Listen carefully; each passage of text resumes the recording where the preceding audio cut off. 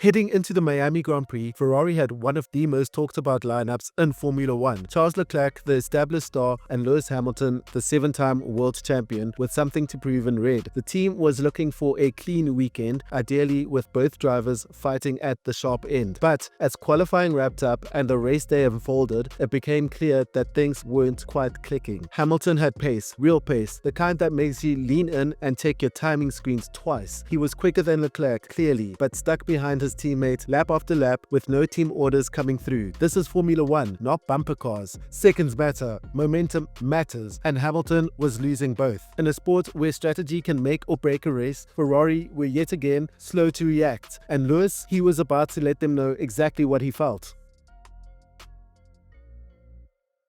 Mid-race, Hamilton got onto the radio with a simple request, "Let me through." And when that didn't happen right away, he dropped a line that instantly went viral. "Have a tea break while you're at it." Now, that sounds British for "I'm losing my patience." Eventually, the switch did come, but by then, the damage was done. The tires were going off, the gap to Antonelli had opened up, and the opportunity gone. And then, just to twist the knife in a little bit more, Ferrari reverted the order later on in the race, asking Hamilton to give the position back to Leclerc. And when Carlos Sainz, yes, now in a Williams, started closing in, Lewis asked, with impeccable sarcasm, "Do you want me to let him pass too?" This wasn't just about racecraft, it was a masterclass in passive-aggressive team radio. Honestly, Ferrari's strategy room might be powered by espresso, but on Sunday, it felt more like they were buffering on a dial-up connection.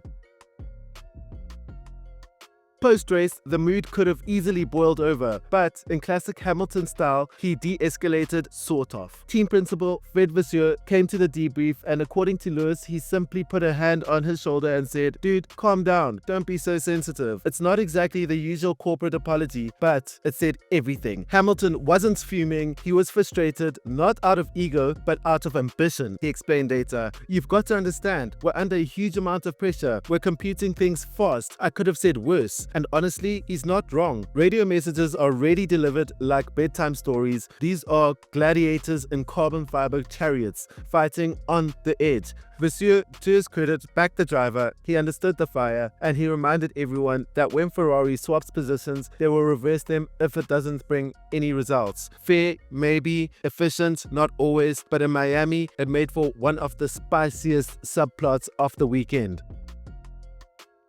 So, what does all this really mean? Hamilton didn't just have a tough race, he had a reality check with his new team. This is year one of Lewis and Ferrari, and the honeymoon phase already showing cracks. The car has potential, the pairing with Leclerc has promise, but races like Miami raise tough questions. Can Ferrari manage 2 alpha drivers without stepping on their own strategy? Can Hamilton trust the pit wall to get back to him when it counts? And most importantly, can Ferrari stop being Ferrari when it comes to these calls? Because if Lewis Hamilton is bringing the fire, Ferrari needs to bring the focus. Otherwise, they risk turning what could be a legendary partnership into just another headline circus. Miami gave us more than just sunshine and palm trees. It gave us a glimpse into the Ferrari-Lewis dynamic under real pressure. And if this weekend was any indication, we're in for a thrilling season of fast cars and faster radios. Be sure to like and subscribe.